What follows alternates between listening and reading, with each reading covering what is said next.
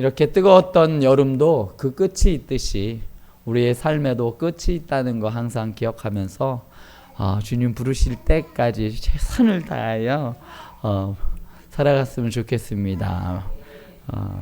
우리 인생은 계속되는 선택의 연속인 것 같습니다. 아침에 일어나서 밥을 먹고 가야 되나 말아야 되나, 먼저 씻을까 밥을 먼저 먹을까, 그리고 버스가 왔을 때 지금 뛰어가서 저걸 타야 할까 아니면 다음 버스를 타고 천천히 걸어갈까. 운전할 때도 이번에 조금 더 밟아서 통과를 할까, 그렇지만 또 단속 카메라는 무섭고, 그러면서 수많은 선택들이 있습니다. 오늘 무엇을 할지, 또 어떤 거에 귀를 기울일지, 또 오늘 하루 어떤 마음으로 하루를 살아갈지, 끊임없이 우리들은 선택하면서 살아가는 것 같습니다. 그런데 인생의 방향을 결정하는 것은 아주 특별한 그러한 결단이나 큰 일을 통해서 우리의 인생이 바뀌는 것만은 아닙니다. 작은 선택 하나가 매일매일 그 선택하는 하는 것이 습관이 되고, 그 습관이 삶의 방향을 결정하게 되는 것이죠. 대부분 성공한 사람들은 아침형 인간들이 많습니다. 새벽 4시서부터 활동을 해서 하루를 길게 쓰는 거죠.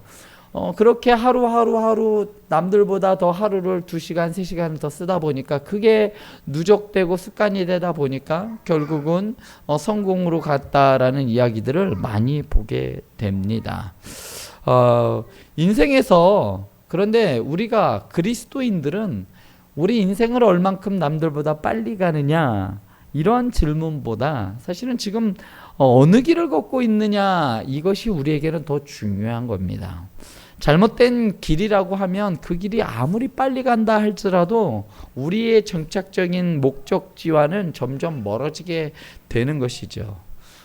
시편 1편은 바로 이 질문을, 시편 전체의 문을 여는 시편 1편이 이러한 질문으로 시편을 열고 있습니다. 흥미롭게도 시편 1편은 기도문이 아닙니다. 찬양으로 시작하지도 않고 기도로 시작하지도 않습니다. 첫 마디가 뭘까요? 시편 1편의 제일 첫, 복 있는 사람은 이라는 말이죠. 시편 1편은 우리 앞에 두 사람, 그러니까 두 삶의 길이 있다라고 얘기를 해주면서 그 결과를 보여주고 있습니다. 한쪽에는 악인과 죄인과 오만한 자의 길이 있고, 또 다른 한쪽에는 하나님의 말씀을 즐거워하는 의인의 길이 있습니다. 그리고 하나님께서 우리에게 묻습니다. 너는 어느 길을 선택하겠느냐? 시편 1편은 시편 전체를 들어가는 문과 같아요. 하나님과 함께 살아가는 인생이 무엇인지를 가장 먼저 1편을 통해서 보여주고 있는 겁니다. 오늘 삶에 지쳐서 이 자리에 오신 우리 성도님들도 계십니다. 혹은 또 내가 어떤 선택을 해야 되는지, 지금 당장 내가 예수님의 말씀대로 살아간다라고 하지만 지금 당장 있는 이 선택들을 어떻게 해야 할지 모르고 살아가기도 하죠. 열심히 살았는데 왜 나에게 이렇게 힘든 일이 오는지도 모르겠습니다. 그때 오늘 말씀은 이야기합니다. 내가 보여주는 길을 선택하라 라고 말합니다. 먼저 의로운 길은 잘못된 소리를 거절하는 데서부터 시작합니다. 1절 말씀 우리 같이 볼까요? 1장 1절 우리 보도록 하겠습니다. 같이 보겠습니다. 같이 읽을게요. 복 있는 사람은 악인들의 꾀를 따르지 아니하며 죄인들의 길에 서지 아니하며 오만한 자들의 자리에 앉지 아니하고. 여기에 3개의 단어가 나옵니다. 동사가 나와요. 3개의 동사. 따르다라는 동사, 그리고 또 서다라는 동사, 그리고 앉다라는 동사가 나옵니다. 그런데 여기 이 3개는 점점 그 행위가 점점 깊어지는 것을 볼 수가 있습니다. 죄가 삶에 점점 자리 잡아가고 있는 모습을 보여주고 있는 거예요. 처음에는 들어요. 그래서 그 자리에 서게 됩니다. 그러다가 멈추어 서는 거죠. 그리고 그 자리에 그냥 주저앉아 버리는 겁니다. 처음에는 그냥 영향을 받지만 점점 그게 익숙해지고, 결국 그것이 나의 삶의 방식이 되어버리는 거예요. 우리가 반복해서 듣는 것이 결국은 우리의 삶을 만드는 겁니다.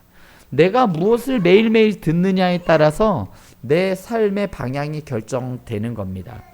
죄는 처음부터 큰 모습으로 우리에게 오지 않아요. 그냥 아주 간단하게 다들 그렇게 살아. 아니야, 한 번쯤은 다 괜찮아. 아이, 내가 왜 손해를 봐야 돼? 말씀대로 산다고 해서 뭐가 달라지겠어? 처음에는 이렇게 아주 작은 생각들부터 시작을 합니다. 그런데요, 그러한 생각을 아주 계속 반복해서 듣다 보면 그것이 어느새 내 삶의 기준이 되어버려요. 성도 여러분, 요즘 우리 성도님들의 마음에서 가장 크게 들리는 소리는 무엇입니까? 요새 많은 분들이 주식을 하더라고요. 주식의 그 그래프 소리를 듣더라고요. 또 어떤 분들은 환율의 소리를 듣기도 하고, 또 어떤 사람들은 나에 대한 평판에 대한 소리를 듣기도 합니다. 그런데 우리가 매일매일 즐겨 들어야 할 소리는 바로 하나님의 말씀의 소리입니다. 아니면 우리가 걱정이나 사람들의 평가나 실패에 대한 두려움이나 이런 것들에 귀 기울이게 되면 결국은 우리의 마음이 흔들리게 되는 것이죠. 우리가 매일매일 무엇을 듣느냐에 따라서 우리의 마음이 움직이게 되어 있습니다. 그래서 먼저 복 있는 사람은 무엇을 듣지 말아야 하는지를 먼저 얘기해 주는 거야. 너희가 이것을 계속 듣다 보면 그렇게 따라 살아가게 된다. 그래서 복 있는 사람은 그런 소리를 듣지 않아, 그런 소리를 따라 살아가지 않아 라고 하면서 제일 먼저 이야기하는 게 그 이유입니다. 그리고 또 하나 주목할 부분이 있는데요, 1절에 복 있는 사람은 한 명이에요. 복 있는 사람은 이라고 이야기하는데 뒤는 뭐라고 하죠? 악인과 죄인과 오만한 자들의 자리에 앉지 않는다라고 하면서 복수가 나옵니다. 마치 한 사람이 수많은 사람의 흐름을 거슬러서 살고 있는 것처럼 이야기하는 거예요. 주변에는 악인도 있고 죄인도 있고 수많은 죄를 저지르고 있는 사람들이 있는데 그 중에 의인은 어떻게 산다고요? 하나님의 말씀을 따라 살아가는 거예요. 세상이 주변에 다 그렇게 살아도 의인은 그렇지 않단다. 하나님의 말씀에 귀 기울이면 살아간다라고 말하고 있는 거죠. 그래서 신앙생활이 외로운 이유가 여기에 있는 것 같아요. 주변의 사람들은 다 우리처럼 살지 않습니다. 주변 사람들은 세상에 귀 기울이고요, 자기 듣고 싶은 거, 보고 싶은 것을 보면서 살아가요. 나의 안락과 평안이 그들의 제일 된 목적이기 때문에 주변 사람들은 다 그걸 추구하면서 살아가요. 그런데 나는 하나님의 말씀을 즐겨 듣게 살아가다 보면 나만 이상하게 느껴지는 거죠. 그래서 외로워 보입니다. 모두가 이익을 따라갈 때 우리는 무엇을 따라가나요? 우리는 정직을 따라가는 겁니다. 모두가 미워하고 저 사람은 안 돼 하고 비난할 때 우리는 용서를 선택할 수 있어야 되는 거죠. 그러나 많은 사람이 많다고 사람들이 다 그 길로 간다고 해서 그것이 옳은 것은 아니라는 이야기입니다. 다른 사람도 다 그러는데요, 이 말이 아니라는 이야기입니다.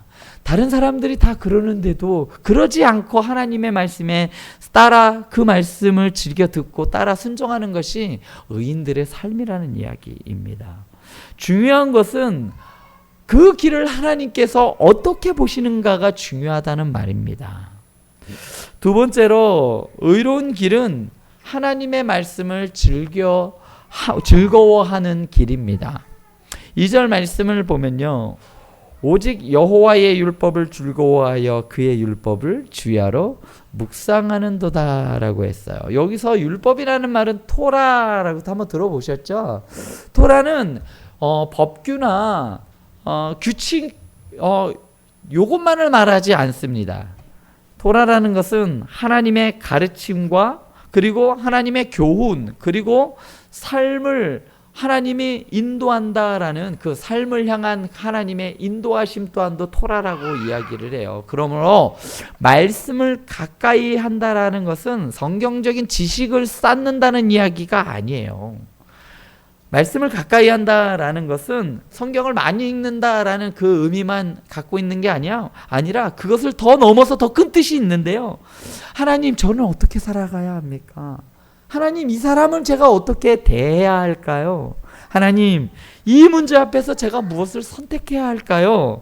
하나님께 길을 묻는 것이 바로 하나님의 말씀을 즐거워하는 겁니다.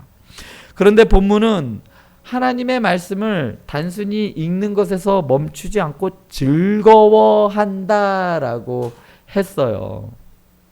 사람은 자신이 사랑하는 것을 자꾸 생각하게 됩니다. 우리 자꾸 생각나는 사람이 있나요? 마음속에? 우리 권사님은 장로님이 계속 생각나시죠? 자꾸 생각나는 것을 우리는 사랑하는 거랍니다. 저도 저희 아내와 저희 아들을 매번 생각합니다. 다들 사랑하는 것, 그것을 매 하루 중에 제일 많이 생각하게 된다고 합니다. 걱정을 사랑하면 걱정을 묵상하는 거죠. 돈이 마음을 차지하면 돈을 하루 종일 묵상하는 거예요. 그래서 내가 무엇을 계속 생각하는지를 보면 내 마음을 붙잡고 무엇이 내 마음을 붙잡고 있는지를 알 수가 있다는 겁니다.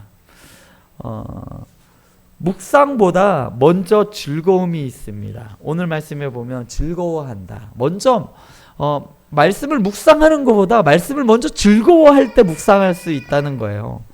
사랑하기 때문에 생각하는 겁니다. 생각하니까 사랑하는 게 아니라는 겁니다. 그리고 이 묵상한다는 말이 되게 재밌어요. 오늘 그 말씀은 주야로 묵상한다라고 했는데요.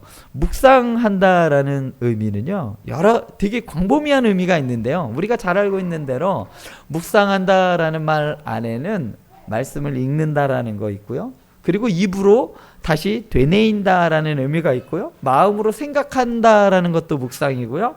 삶에 비추어 본다라는 것도 묵상이라는 의미가 있습니다. 사랑하는 성도 여러분, 특별히 지쳤을 때 이것이 필요합니다. 마음이 힘들어서 성경을 몇 장 읽을 수 없는 날도 있고 성경을 멀리할 수 있는 날도 있습니다. 그럴 때 하나의 말씀만 붙드시면 되는 겁니다. 내가 너와 함께 하겠다. 두려워하지 말아라. 여호와는 나의 목자시니 내가 부족함이 없으리로다. 그 말씀을 운전하면서도, 길을 걸으면서도, 설거지를 하시면서, 일을 하시면서도 한번 계속 생각해 보시고 되뇌어 보시기 바랍니다. 잠자리에서도 그 말씀을 한번 해보시기 바랍니다. 걱정이 올라올 때 그 말씀을 다시 한번 말씀해 보시기 바랍니다. 하나님, 지금 이 말씀을 온전히 믿을 힘이 저에게는 없어요. 그렇지만 그래도 저는 이 말씀 꼭 붙잡고 싶습니다. 이게 묵상이라는 것이죠.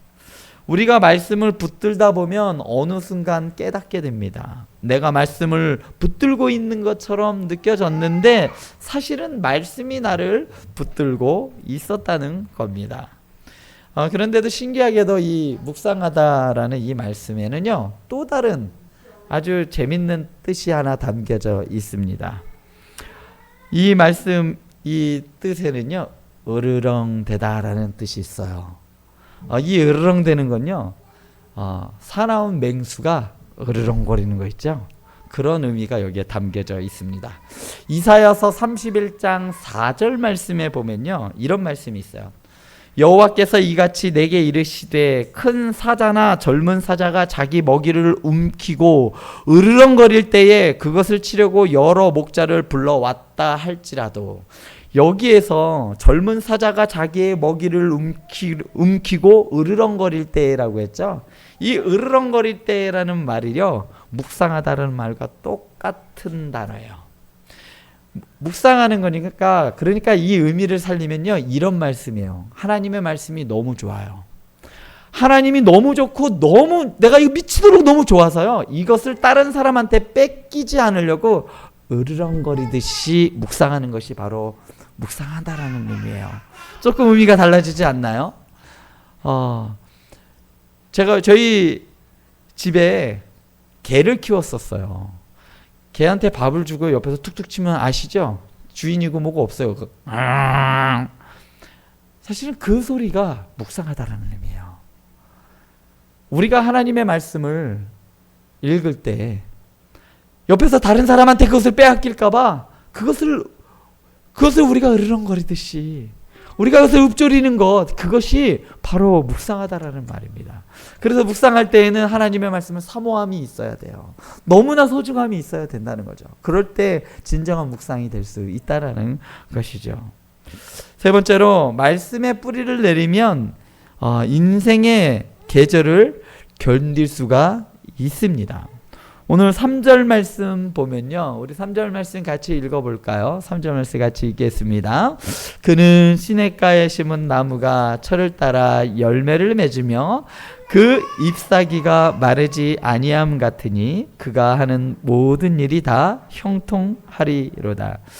여기 시편 1편의 시인은 의인을 시냇가에 심긴 나무에 비유를 하고 있습니다. 여기에 심겼다, 심긴 나무랐다, 심긴 것이다라는 것은요, 스스로 그쪽에 심긴 게 아니라 심겼다라는 것은 누군가에 의해서 그쪽으로 옮겨졌다라는 의미예요.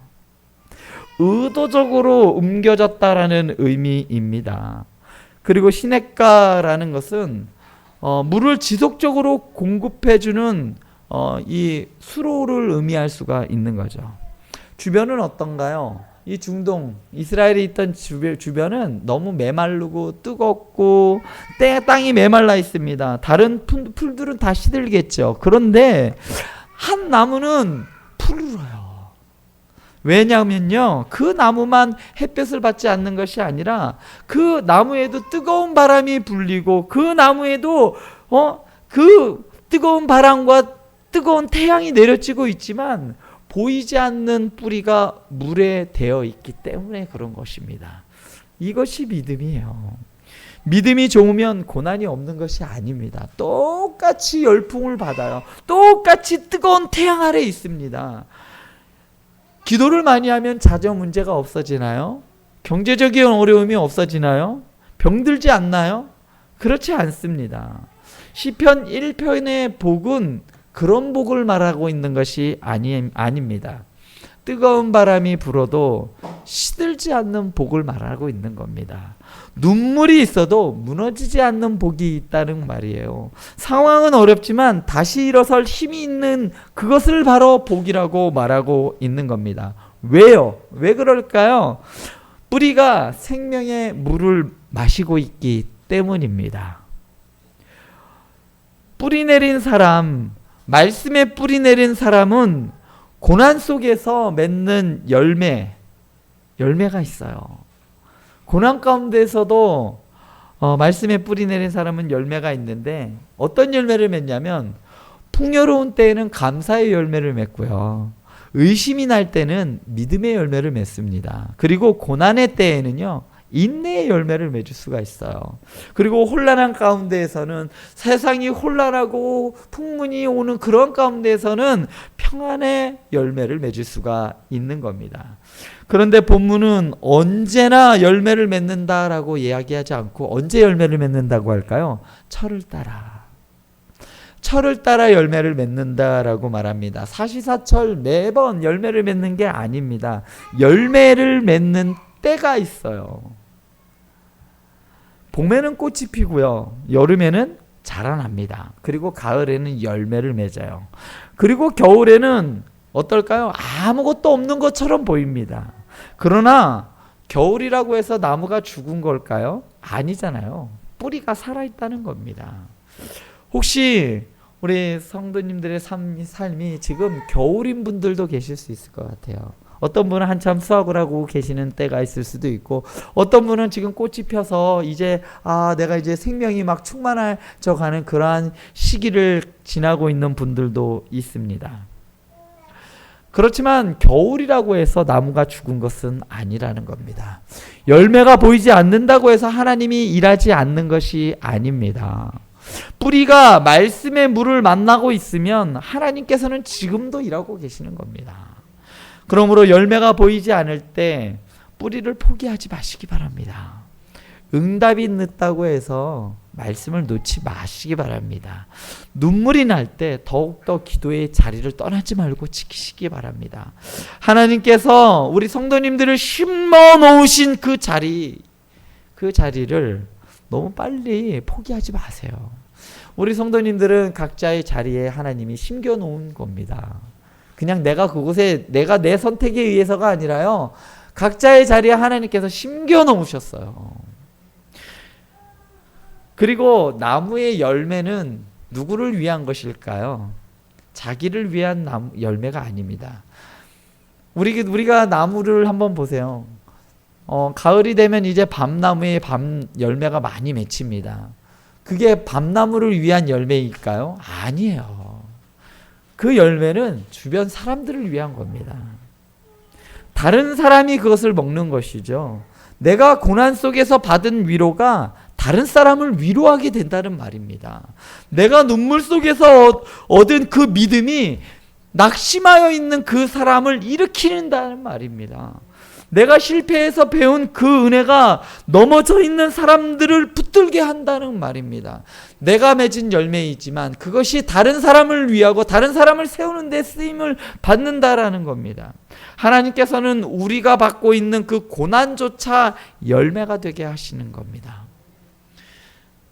그럼에도 불구하고 뿌리가 없는 인생은 어떻게 되느냐?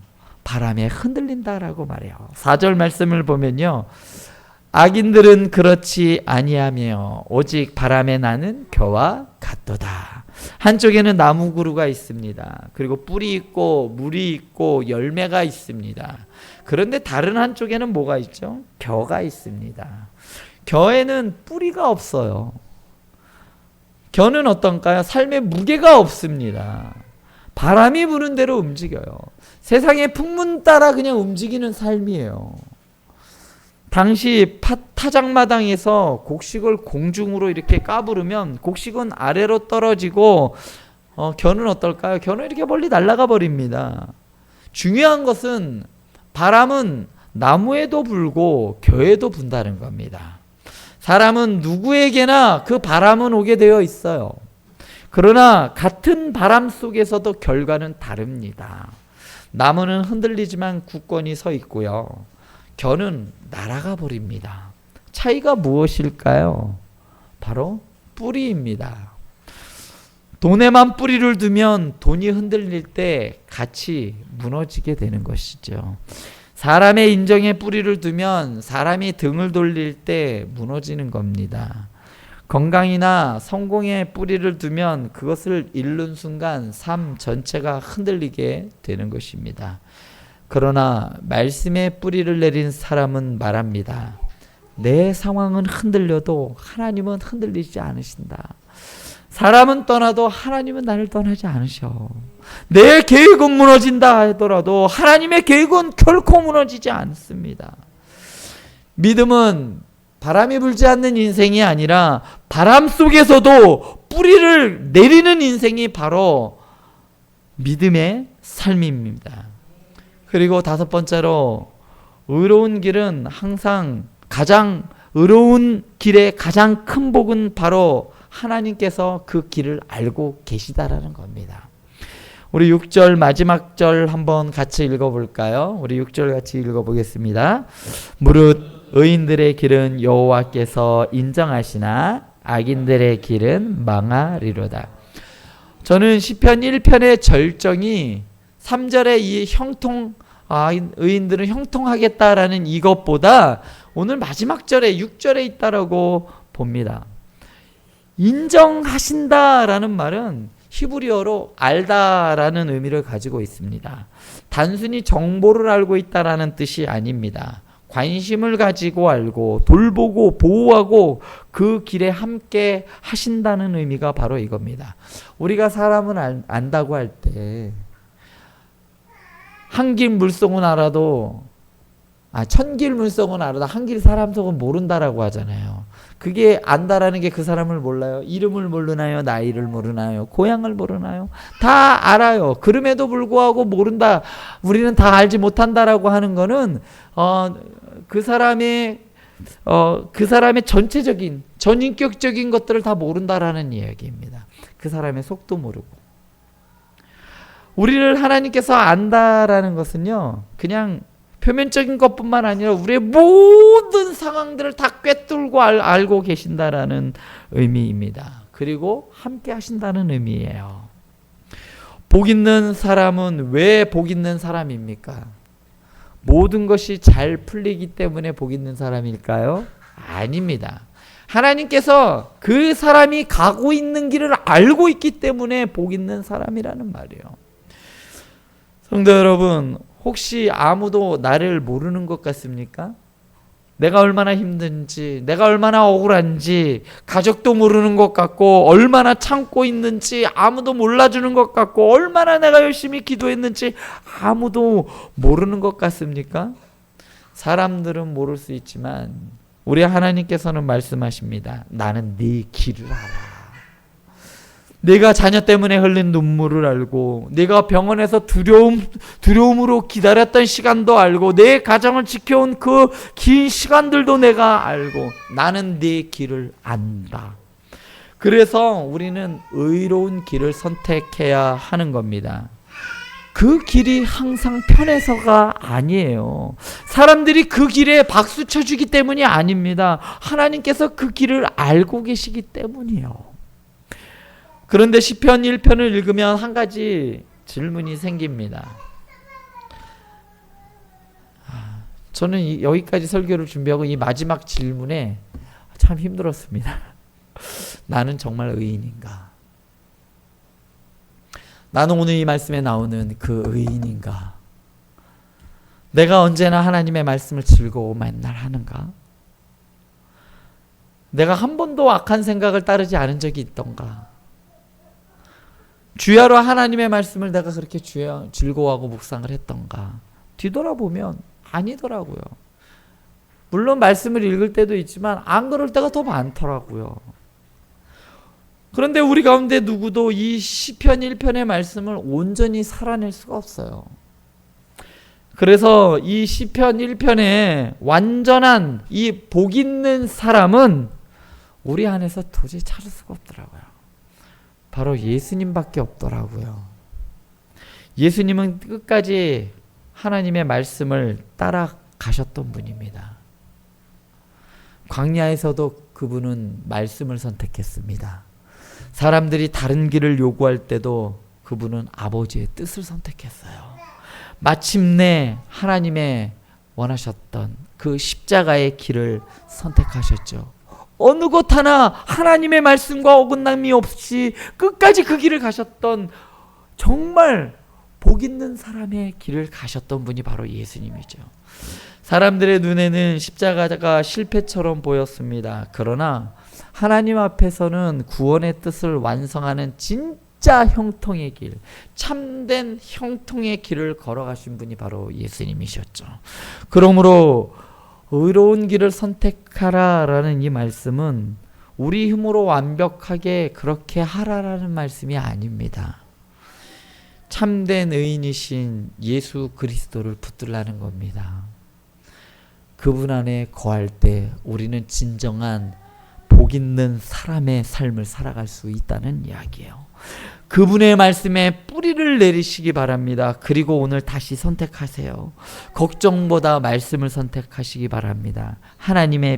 사람의 평가가 아니라 하나님의 뜻을 선택하시기 바랍니다. 조급함이 아니라 기다림을 선택하시기 바랍니다. 세상의 방법이 아니에요. 하나님의 방법을 선택하시기 바랍니다. 사랑하는 성도 여러분, 의로운 길을 선택하시기 바랍니다. 당장 열매가 보이지 않아도 괜찮습니다. 하나님께서는 뿌리를 보고 계시거든요. 아, 그래, 네가 말씀에 뿌리를 내리고 있구나. 그래, 네가 그 말씀 붙들고 있었다는 거 내가 알아. 지금 겨울을 지나고 있으셔도 괜찮습니다. 봄은 하나님의 손에 있습니다. 바람이 세차게 불어온다 하여도 두려워하지 마시기 바랍니다. 성도님들은 바람에 날리는 겨가 아니라 말씀의 시냇가에 뿌리 내린 나무이기 때문이죠. 그리고 무엇보다 기억하시기 바랍니다. 내가 내 일을 몰라도 하나님은 아신다는 거야. 내가 왜 이 시간을 지나야 하는지 몰라도 하나님은 아신다는 말입니다. 내가 어디로 가야 하는지 보이지 않아도 하나님께서는 그 길을 알고 계신다는 말이에요. 그러므로 오늘도 우리가 하는 것은 말씀의 뿌리를 내리고 주님이 아시는 그 길을 한 걸음 한 걸음 걸어가시기 바랍니다. 언젠가 뒤를 돌아보며 고백하게 될 것입니다. 아, 하나님이 한순간도 나를 놓지 않으셨구나. 우리 가정에도, 내 자녀들도, 일터와 사업에도, 이 교회 안에서도, 그리고 나의 남은 인생에서도 하나님께서 시냇가에 심긴 나무가 철을 따라 열매를 맺게 하듯이 하나님께서 아름다운 믿음의 열매를 맺게 하실 줄 믿습니다.